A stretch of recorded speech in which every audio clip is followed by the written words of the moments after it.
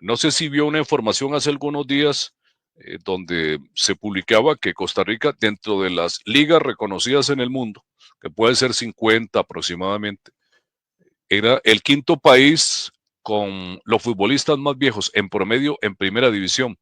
Y usted recuerda, mi querido amigo, usted y yo que somos contemporáneos, que eso se lo endosábamos allá al este, que Guatemala era un país de jugadores muy viejos.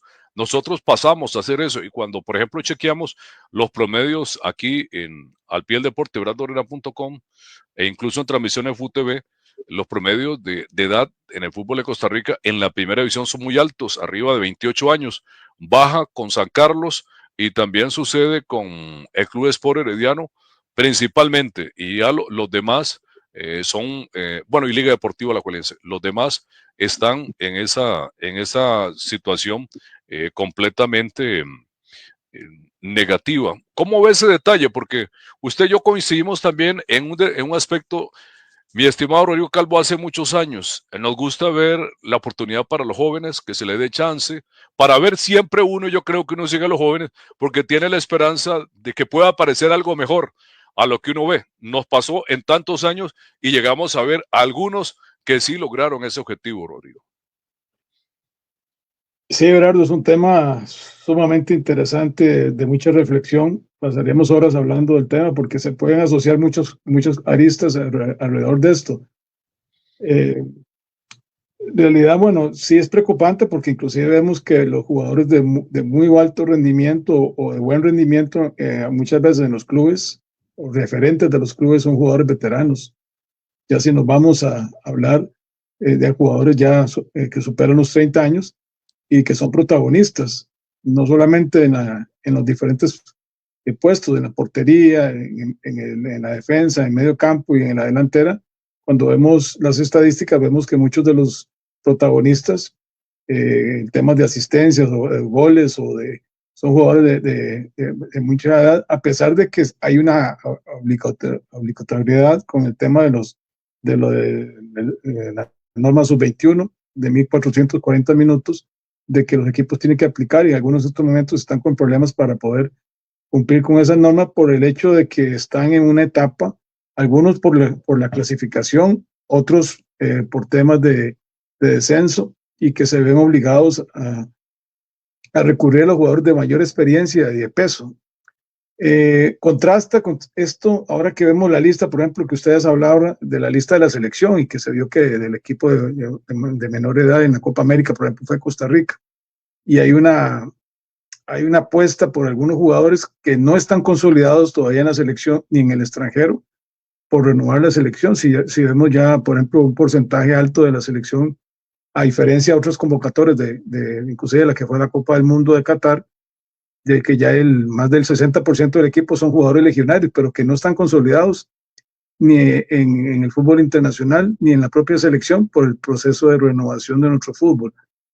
Es un tema de que hay que meterle el bisturí, porque realmente los equipos están apostando por contratar jugadores, y vemos, si uno habla de, por ejemplo, el equipo de Santana, que acaba de ascender a la primera división, que aunque fue el primer equipo que cumplió con la norma, sin embargo, la base del equipo es muy veterana, o sea, empezando por el portero Patrick Pemberton, y a veces nos podemos hablar de los otros jugadores que son base de ese equipo. Y entonces sí es un tema preocupante, Gerardo. Yo creo que es un buen tema que usted me pone a hablar sobre esto, que le cae mucho de la reflexión, y de cómo hemos descuidado un poco el tema de las ligas menores a nivel general, que se refleja en el tema de las selecciones nacionales, que realmente cuando uno ve los partidos menores ahora, que tienen una facilidad por las diferentes aplicaciones de seguirlos, es preocupante. Por ejemplo, el rendimiento de una sub-20, una sub-17,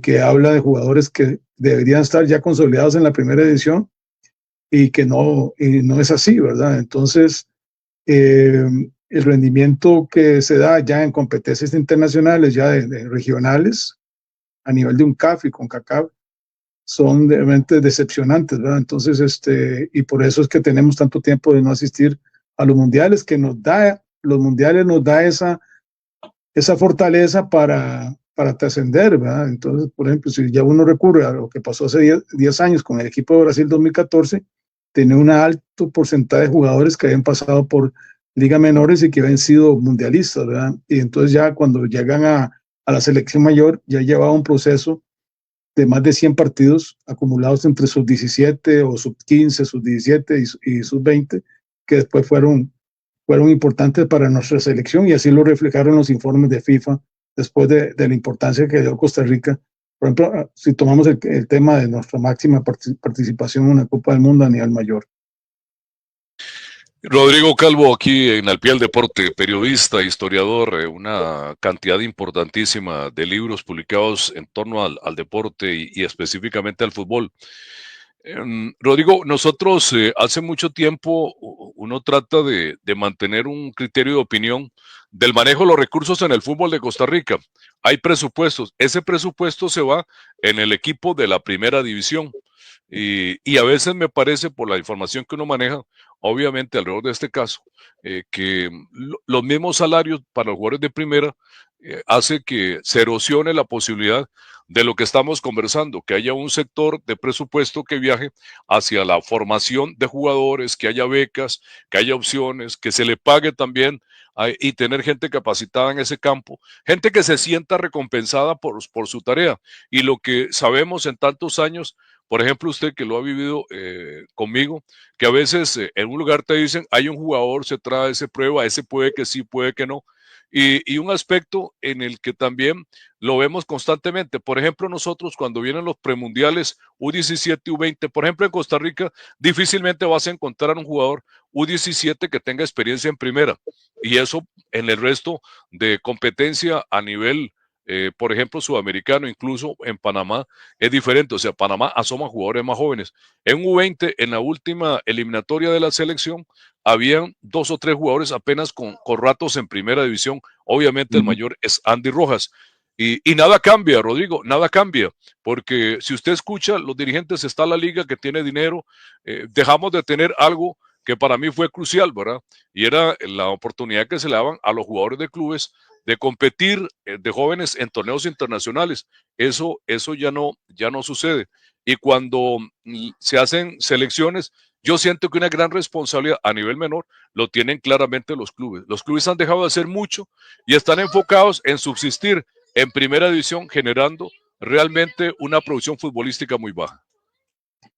Sí, efectivamente, yo creo que eso es un tema muy importante lo que estás mencionando, porque inclusive hasta temas de organización de torneos de liga menor a veces no coinciden lo que es el límite de edad con, por ejemplo, los diferentes torneos de alto rendimiento o ligas menores, digamos, lo que nosotros llamamos en algún momento de la época que nos tocó Mosco, infantil, juvenil, ¿verdad?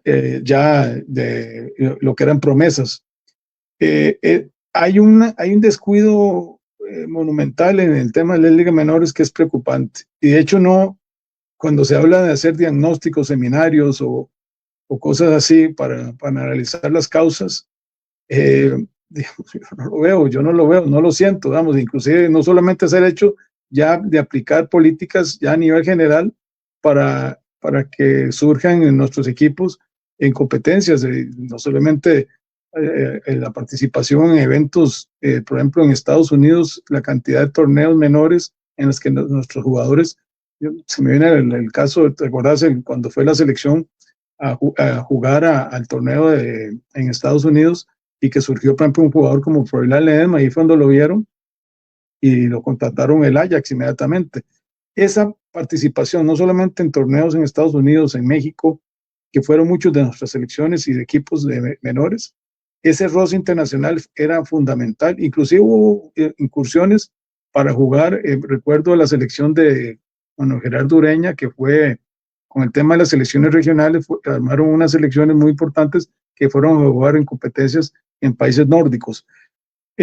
Bueno, ¿qué ha pasado? Yo creo que hay un descuido desde la propia federación, pasando por los clubes, y que se refleja en torneos poco competitivos, de poca...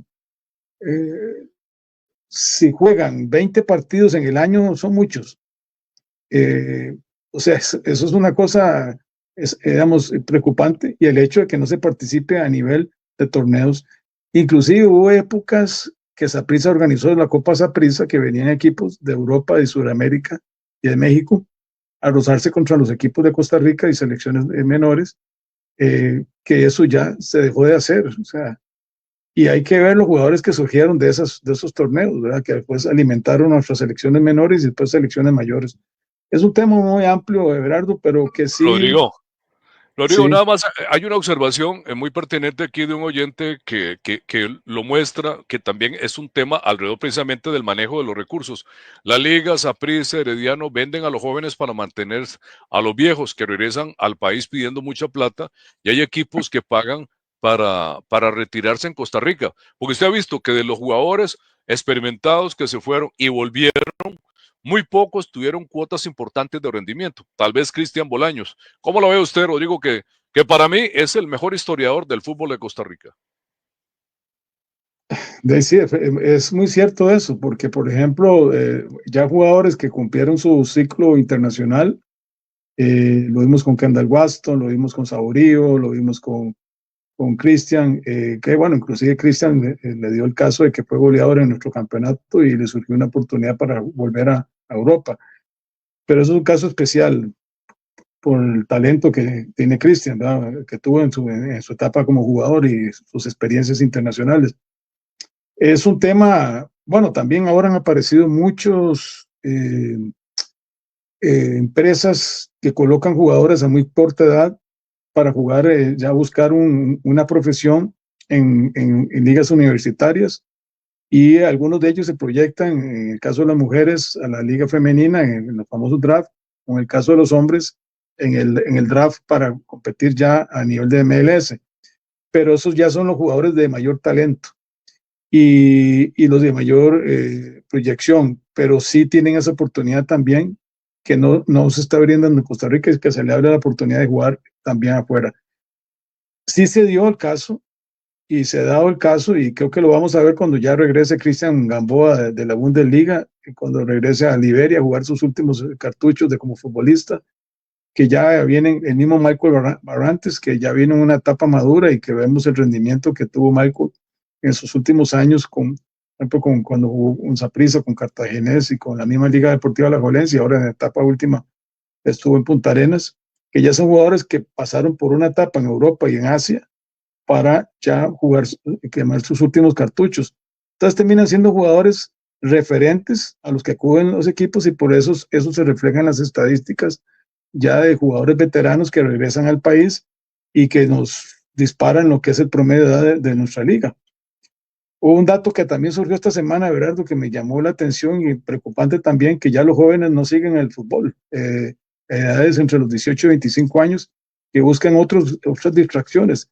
No solamente estamos hablando de gente que sigue el fútbol, sino gente que quiera practicar el fútbol, que no tienen esa, digamos, ambición tal vez de ir quemando etapas, y creen que ya cuando les surge una oportunidad a los 18 años para jugar a Europa, son jugadores que no están consolidados. Lo estamos viendo ahorita con nuestra selección, que son jugadores que son vendidos a muy corta edad, pero que todavía no están consolidados ni en la Liga Costarricense, ni están consolidados a nivel internacional.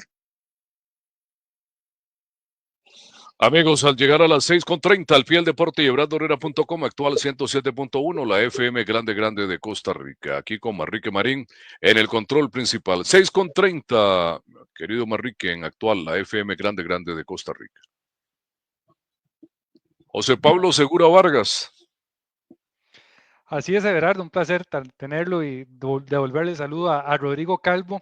Rodrigo, ahora que usted, bueno, ahora tocaban también ese tema de los legionarios, de los ticos que se van al fútbol del exterior y que, bueno, lamentablemente quizás nos ha costado volver a tener jugadores en ligas importantes. El último de ellos es Cristian Gamboa, que, bueno, en el Bochum, por cierto, no la está pasando bastante bien. Pero ¿cuál es su visión, don Rodrigo, de los últimos legionarios que han salido? Por ejemplo, hemos tenido a Jewison Bennett, que se va a Inglaterra, pero de ahí no le va bien. Brandon Aguilera, que también fue un fichaje importante yéndose a Inglaterra, también le ha costado.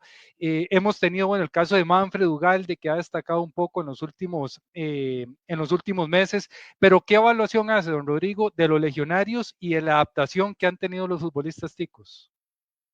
Sí, obviamente bueno, un saludo, José Pablo, fraternal y un placer saludarlo y un honor estar en el programa de Everardo y en esta oportunidad. Bueno, es otro tema también que lo tocamos hace unos momentos con el tema de la consolidación de jugadores. Si nosotros vemos el equipo que fue a Qatar, realmente que uno pensaba que fue la base prácticamente de jugadores locales, cuando sabemos que el nivel de nuestra liga no está para competir a nivel mundial y muy pocos jugadores que tenían la calidad para que habían trascendido a nivel mundial. O sea, ya estábamos hablando de que Keylor estaba en su tercer mundial, Oscar Duarte, Celso, Brian, pero que era la base de la selección, que fue muy importante para que lográramos el boleto al mundial. Y venía una ilusión que se nos dio con el partido último, cuando ya el equipo utilizó jóvenes contra Estados Unidos, una selección potente de nuestra área, hizo una exhibición en el Estadio Nacional inolvidable, el 2-0, que uno le daba como cierta esperanza, y después, bueno, cuando se logra la clasificación en el repechaje contra Nueva Zelanda, en Doha. Entonces uno pensaba que se podía proyectar una selección importante a nivel internacional, para que nos quedara los jugadores que podían nosotros colocar después del Mundial a nivel internacional. Pero el mismo Keylor Navas, que recibió una artillería de 11 goles en ese Mundial, lo dijo después de la Copa del Mundo: para que nosotros volvamos a volver a destacar a nivel internacional, necesitamos colocar jugadores en el extranjero y que sean la base de nuestra selección. Ahorita es la base de la selección, los jugadores legionarios. Pero volvemos a lo mismo. Usted, José Pablo, me pide que opine sobre los que están en Europa. Revisemos la lista. O sea, Jefferson Bennett anda embulado por Europa, no se consolidó en Inglaterra, no se consolidó en Grecia, no se consolidó. Álvaro Zamora ha costado mucho, a pesar de que es un jugador que uno siente que tiene talento. Si uno ve a Manfred Ugalde, ve a Anthony Contreras, a Brandon Aguilera, a Alejandro Brandt, que terminan siendo ahorita base de la selección, que afrontó este cambio en medio de las circunstancias. Por un lado, lo que hizo, si uno revisa la selección de Luis Fernando Suárez, la compara con la selección en la transición que hizo Claudio Vivas, y después con la llegada de Gustavo Alfaro, y después ya lo que se dio con este cambio. Estos 2 años han sido de mucha incertidumbre en cuanto a jugadores que se retiran de la selección, porque ya les llegó el ciclo, que llegó hasta el Mundial. Se retiró Cristian Gamboa, se retiró Celso Borges, se retiró Oscar Duarte, se retiró Cristian Bolaños, Brian Ruiz, Keylor Navas. Entonces, ¿qué venía? En plena competencia, en plena eliminatoria hacia la Copa América, en plena Copa América, en pleno arranque de la eliminatoria mundial, en pleno de la Liga de Naciones, se está dando el cambio. Y tenemos jugadores en estos momentos en Europa, en Estados Unidos, con el nivel de consolidación. Tienen talento, son muchachos de mucho talento, pero que les falta quemar etapas, y que fueron a muy corta edad, cuando ni siquiera se habían consolidado en la Liga Costarricense. Rodrigo, 6 campeonatos mundiales de Costa Rica, después todo lo que vivió en menores, que dejamos de vivirlo, la ida de legionarios, alguna mejora en infraestructura, canchas que cuando uno va a esos campos, realmente la satisfacción es amplia. Saprissa, el Morera Soto, el Fello Mesa, Piedad de Santana, lástima que Liberia se descuidó. El tema sorpresivo de Joseph, ¿verdad? Todo el dinero que ha puesto en el CAR, pero son esos casos. Los otros equipos, se dio también la situación del fútbol, pasó a pagar por ver y dejó de estar en la antena abierta para que de una u otra manera se subsidie el fútbol hacia los equipos de primera. Pero a nivel de infraestructura en otros equipos es muy limitado. En primera división, usted conoce al dedillo la historia del fútbol de Costa Rica, de aquel fútbol, por ejemplo, que va al primer mundial mayor del 90 sin un solo legionario. Y a veces la gente dice, bueno, ¿qué nos dejan los mundiales? el dinero en los mundiales no es tanto, ¿verdad? A nivel de inversión, porque a veces se habla mucho, pues se subdivide el dinero. Hay un presidente de la federación que habla de levantar la industria, de generar mayor cantidad de dinero para verlo, pero uno llega a la conclusión, además por posiciones y decisiones de los mismos dirigentes, que no es fácil, ¿verdad? El fútbol de Costa Rica. Usted dice, bueno, ¿quién sostenía a Grecia? Pues alguien que vino e invirtió. El equipo se fue a segunda y se perdió eso. Y así lo hemos vivido. Por ejemplo, ¿qué pasa en San Carlos el día que se vaya Luis Carlos Chacón? ¿Qué ocurre si los Medina dejan Punta Arenas, que son los que ponen el dinero? De Liberia no se sabe mucho. En Guanacasteca tampoco se sabe mucho. No hemos cambiado a nivel de esa solidez de estructura, de historia de los equipos, y son los mismos los que sostienen. Vea, por ejemplo, Cartaginés, o sea, si se van los Vargas, ¿en qué queda el Cartaginés? Usted que ha visto toda la historia, Rodrigo, ha sido y sigue siendo muy complicado todo. Sí, bueno, creo que nosotros, es que es un tema, bueno, usted me habla, me tocó primero el tema de los mundiales. Costa Rica ha asistido a 6 mundiales y participa en eliminatorios desde el año 58. Hemos ido a los mundiales, hemos clasificado y, siempre, y hemos competido a nivel de clubes. Asistimos a un mundial de clubes, hemos ganado la CONCACAF contando los dedos de las manos, o sea, son momentos muy cortos, pero de mucho éxito y mérito. Pero no somos una potencia del fútbol. Costa Rica no es una potencia del fútbol. Sin embargo, ha demostrado con buenos planteamientos, de buenos procesos, cuando se ha hecho bien, que puede competir. Y puede competir a nivel de CONCACAF y puede competir a nivel mundial. Nunca vamos a superar, o sea, porque siempre que nos enfrentemos a un mundial, por ejemplo, se me viene a la mente que me tocó cubrir el del 2001 en Salta, en Argentina, enfrentamos una potencia como Países Bajos. Ya sabemos toda la formación que tienen ligas menores, bueno, Holanda, y le hicimos, y hay que ver la lista de los que jugaron esa vez contra Costa Rica, Schellenburg, Arjen Robben, y Costa Rica tenía un equipo con muchos jugadores que venían de la zona de Guanacaste, vienen de la zona de Limón, y les hicimos y ganamos el grupo. Ganamos a Etiopía, le ganamos a Ecuador, le ganamos a Holanda, y nos frenó con el equipo de Peter Cech, Checoslovaquia, en la segunda ronda, pero competimos. Nunca vamos a ser una potencia del fútbol, pero tenemos herramientas y se hacen buenos procesos serios, con buena participación. Bueno, hablemos de la selección de Egipto, la de Ronald González, de 2009, que ganó inclusive la eliminatoria, después de que se había ganado en la época de Gámez, habíamos ganado un premundial. Y le ganamos a países que uno sabe que son potencias, que tienen más recursos que nosotros, como México, Canadá y Estados Unidos. Y nos ha tocado competir a nivel de eliminatorias menores y mayores contra países que tienen más recursos que Costa Rica, y Costa Rica ha sabido competir. Igual a nivel mundial. O sea, yo le tengo un gran respeto al equipo Italia 90, que usted menciona que fuimos legionarios. Es puro piso tierra, digámoslo así, pero un equipo con una disciplina táctica impresionante para hacer lo que hizo. Igual las selecciones que hemos ido a los mundiales, algunas han hecho buenos papeles, otras no, pero hemos ido a mundiales y hemos hecho grandes partidos. Por ejemplo, podemos repasar muchos partidos. ¿Qué es lo que pasa? Que la estructura nuestra a nivel local es muy, muy débil. A nivel de clubes, no tenemos, y en ligas menores, ya volvemos al tema de las ligas menores, tenemos que mejorar esas bases, como las tuvimos en algún momento dado. ¿Qué hicimos bien?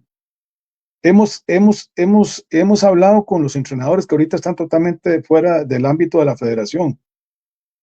¿Cómo lo hicieron? ¿Por qué fueron exitosos? Hablamos de Ureña, hablamos de Watson, hablamos de Cibaja, hablamos de Armando Rodríguez, Giovanni Alfaro, todos los que en un momento dado nos formaron y hicieron reclutamientos por todo el país y rescataron talentos de Limón, de de Alajuela, de San Carlos, y empezaron a salir jugadores interesantes que alimentaron nuestras selecciones. ¿Por qué estamos ahorita en esta circunstancia? Porque no hemos hecho un diagnóstico y no hemos hecho, no solamente hacer un diagnóstico, sino ejecutar para que volvamos a competir, porque nunca vamos a ser una potencia mundial, pero le podemos hacer buenos partidos a Brasil, le podemos hacer buenos partidos a Alemania, le podemos hacer buenos partidos a España, pero si llegamos bien preparados, no con falta de planificación como pasó en el último mundial y que nos llevamos 7-0. O sea, nunca vamos a ganarle a España, pero podemos haber hecho un partido mejor si hubiéramos llegado mejor preparados y mejor fogueados y haber hecho una mejor elección, no solamente del sistema táctico, sino solamente de la elección de jugadores que fueron a ese mundial. Entonces son muchas aristas, entonces hay que hacer un gran esfuerzo a nivel general, digamos, particular de cada club, por mejorar sus estructuras, por mejorar las condiciones de los jugadores, pero también la federación tiene que aprovechar esa circunstancia que tiene un proyecto Gol para no solamente es tener el proyecto Gol, sino hacer lo que se hacía antes en eventos que nos llevaron a los mundiales. ¿Qué hubo? Hablemos con la gente que estuvo detrás de esos procesos, saquemos las mejores experiencias y apliquémoslo. Tal vez y pongámonos metas a corto, mediano y largo plazo para que volvamos a ser competitivos a nivel regional y a nivel mundial.